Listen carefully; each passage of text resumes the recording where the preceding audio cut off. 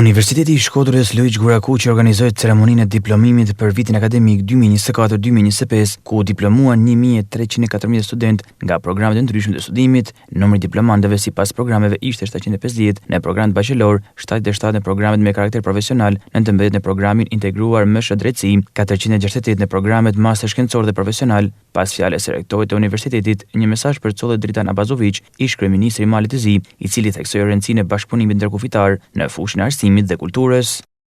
Banoni njerëz të mirë, me edukat të mirë, me sjellje të mira. Kur mos e harroni etikën dhe sakrificën e prindve të juaj.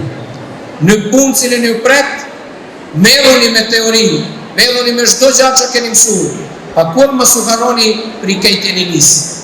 Me atë jam i bindur se do të sjellni gjëra të mira, ja vetëm për Shkodrën, ja vetëm për Shqipëri, por për gjithë rajonin. Ideja të vi këtu si një mik i Shkodrës ishte ideja në të ardhmen të ndërtojmë ura paqes, bashkëpunimit, vllazërimit.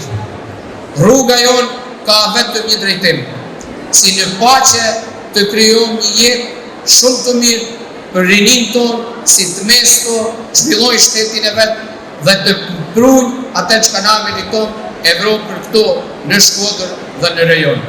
Gjatë ceremonisë nuk munguan dhe fjalimin nga studentë dhe sportistë të suksesshëm, të cilët ndanë përvojë dhe emocione të tyre gjatë viteve të studimit.